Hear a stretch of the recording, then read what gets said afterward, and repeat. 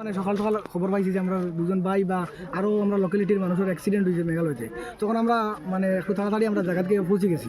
পৌঁছার পরে গিয়ে এখানে দেখলাম যে এখানে ভয়াবহ অবস্থা এবং প্রায় 20 অ্যাবাভ মানুষের লাশ উপরে রাখা হয়েছে, যার মধ্যে বেশিরভাগ মানুষ চিনা যান না। আর যারা যারা চিনা গেছে এরা মানে হয়তো যোগাযোগ করা হয়েছে বাড়ির করিয়া। আমরা একটা লাশ ফার্স্ট টাইম আমরা খুঁজে পাইছিলাম না, পরে গিয়ে পাইছি, পাইয়া চিহ্নিত করিয়া আমরা রাখি আইছি তারারে।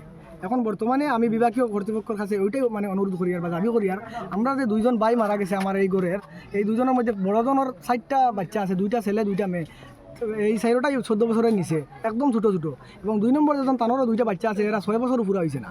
এই বাচ্চাগুলোর ফিউচারের জন্য আমি মানে সরকারের কাছে দাবি করি আর যাতে তারার পড়াশোনার খরচ থেকে নিয়ে তারার বড় বা ফার্ম পোষণের মানে যে দায়িত্বটা ওইটা আমি চাই যে আমরা সরকারের তরফ থেকে একটা ভালো একটা সুবিধা পাইতাম। প্লাস এই ঘরের যে 2টা বেটি বিধবা হয়েছেন, তারা জওয়ান বেটিন, তারারও একটা সেফটি অ্যান্ড সিকিউরিটির প্রয়োজন আছে বা বিভিন্ন ধরনের বাধার প্রয়োজন আছে। এইগুলো আমরা দাবি করি। আর বিশেষ করে বর্তমানে আমরা মানে যারা লাশ আছেন তারা বর্তমানে আপনি ওখানে গিয়েছেন? আমি ওখানে আসছিলাম। আমি অনুমানে কতজন হইব? মানে অনুমানিক করলাম তো 20 অ্যাবাভ, মানে 25 প্লাসের মতো হইব, মানে বাহিরে রাখা। আর ভিতরে অনেক আসেন, ভিতরে প্রায় 40 অ্যাবাভ হইবা। টোটালি হওয়া হয়েছে যে 60-র আশপাশ।